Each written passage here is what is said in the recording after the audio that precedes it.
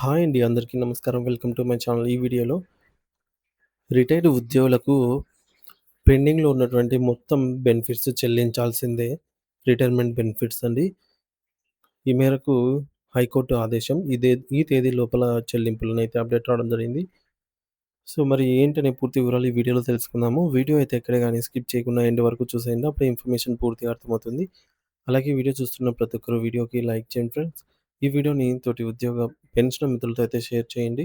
కొత్తగా మన ఛానల్ చూస్తున్నవారు ఇంకా ఎవరైనా సబ్స్క్రైబ్ చేసుకోకపోతే వెంటనే మన ఛానల్‌ని సబ్స్క్రైబ్ చేసుకోండి. సబ్స్క్రైబ్ చేసుకోవడం వల్ల నేను చేసే ప్రతి ఒక్క వీడియో మీ వరకు రీచ్ అవుతుంది.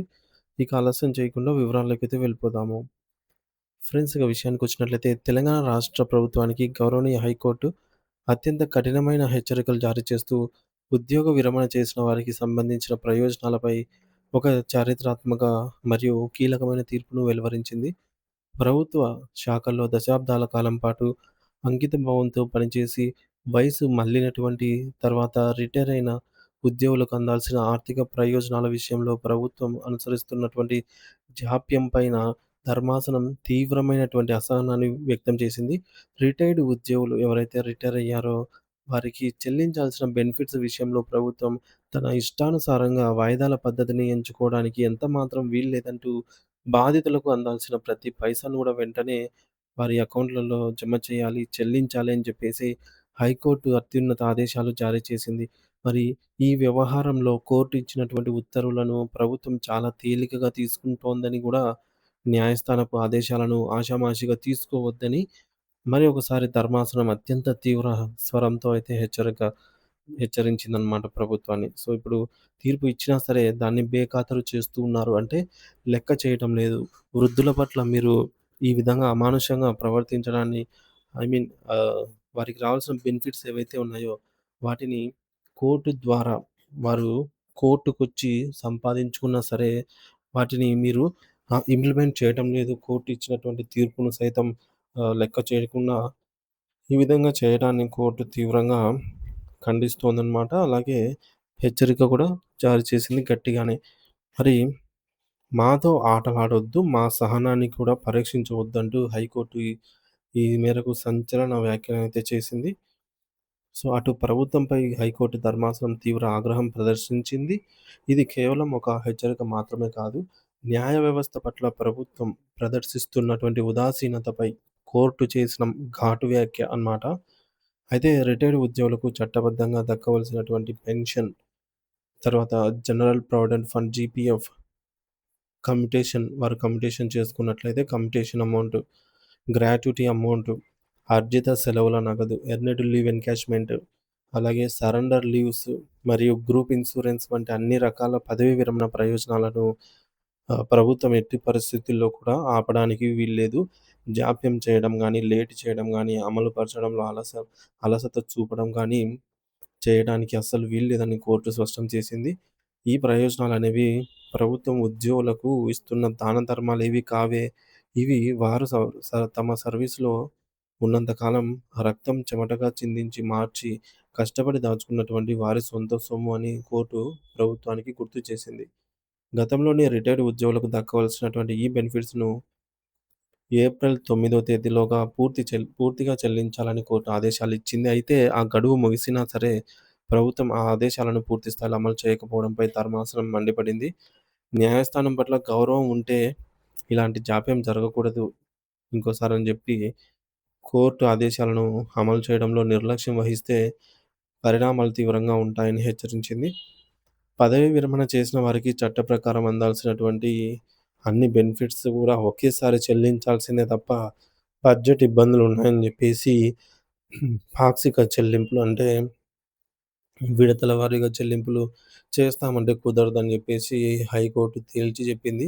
ఒకవేళ భవిష్యత్తులో ఏ ఒక్క రిటైర్డ్ ఉద్యోగి కూడా బకాయి చెల్లించని పరిస్థితి ఉంటే, ఒక్కరికి చెల్లించకపోయినా రాష్ట్ర ఆర్థిక కార్యదర్శి స్వయంగా కోర్టుకు హాజరై ఎందుకు చెల్లించలేదో వ్యక్తిగత వివరణ ఇవ్వాల్సి ఉంటుందని కోర్టు గట్టిగా ఆదేశించింది.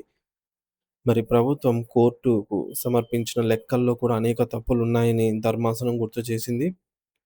మరి ఇప్పటి వరకు 737 మంది రిటైర్డ్ ఉద్యోగులకు ప్రయోజనాలు కల్పించామని ప్రభుత్వం చెబుతున్నప్పటికీ చెప్తున్న గణాంకాలకు కోర్టులో నమోదైన పిటిషన్‌లకు అస్సలు పొంతన కుదరటం లేదని కోర్టు ఆగ్రహం వ్యక్తం చేసింది. మొత్తం ప్రభుత్వం ఈ 737 మందికి చెల్లింపులు చేశామని చెప్తుంటే, వాస్తవానికి పరిష్కారమైన పిటిషన్‌లు కేవలం 221 మాత్రమే ఉన్నాయని కోర్టు ఎత్తి చూపింది. అంటే ప్రభుత్వం చెబుతున్న లెక్కల్లో పారదర్శకత లోపించిందని ఇక్కడ మనకు తీవ్రంగా అర్థమవుతోంది. అధికారులు టోకన్‌లు జారీ చేసినప్పటికీ అవి కేవలం కాగితాలకే పరిమితమయ్యాయి కానీ, ఉద్యోగుల రిటైర్డ్ ఉద్యోగులకు రావాల్సిన అమౌంట్ వారి బ్యాంకు ఖాతాలలో అస్సలు డబ్బులు చేరలేదని ధర్మాసనం మండిపడింది. కేవలం టోకన్‌లు ఇస్తే సరిపోదని, నగదు చేతికి అందినప్పుడే అది నిజమైన చెల్లింపు అవుతుందని కోర్టు స్పష్టం చేసింది. ప్రభుత్వానికి మరోసారి చివరి అవకాశం ఇస్తున్నామని, తదుపరి విచారణ సమయానికి బకాయిలన్నీ క్లియర్ చేయాలని హైకోర్టు ఆదేశించింది. కోర్టు గడువు ఇస్తోంది కదా అని ప్రభుత్వం దాన్ని అలసుగా తీసుకోరాదని, కోర్టులతో ఆటలాడటం సరికాదని హితవు పలికింది. రెగ్యులర్ ఉద్యోగులకు ఒక నెల జీతం ఆలస్యమైనా మేము పెద్దగా పట్టించుకోకపోవచ్చు కానీ, వారి జీవితాంతం పనిచేసి రిటైర్ అయినటువంటి వృద్ధ పెన్షనర్లు ఉద్యోగులకు వారి కష్టార్జితం అందకపోతే మాత్రం మేము ఉపేక్షించే ప్రసక్తే లేదని ధర్మాసనం వార్నింగ్ ఇచ్చింది. ఈ నిధులు ప్రభుత్వ సొంత ఆస్తి కాదని, ఉద్యోగుల సేవలకు ప్రతిఫలంగా వారు దాచుకున్న సొమ్ము అనే విషయాన్ని పాలకులు మరియు అధికారులు ఎప్పటికీ మర్చిపోకూడదని హితవు పలికింది. ఉద్యోగ విరమణ చేసిన తర్వాత ప్రతి వ్యక్తికి అనేక సామాజిక మరియు కుటుంబ బాధ్యతలు ఉంటాయని కోర్టు అభిప్రాయపడింది. తమ పిల్లల ఉన్నత చదువుల కోసమో, కూతుర్ల పెళ్ళిళ్ళ కోసమో, లేదంటే ముసలితనంలో తలదాచుకోవడానికి ఒక ఇల్లు కట్టుకోవడమో, ఇటువంటి అతి ముఖ్యమైన జీవిత ప్రణాళికల కోసం ఉద్యోగులు ఈ సొమ్ముపైనే ఆధారపడి ఉంటారని మానవీయ కోణంలో కోర్టు ప్రభుత్వానికి ఈ మేరకు వివరించడం జరిగింది. మరి అటువంటి కీలకమైనటువంటి సమయంలో నిధుల విడుదల చేయకుండా ఆపడం అంటే వారి ప్రాథమిక హక్కును కాలరాయటమేనని కోర్టు పేర్కొంది.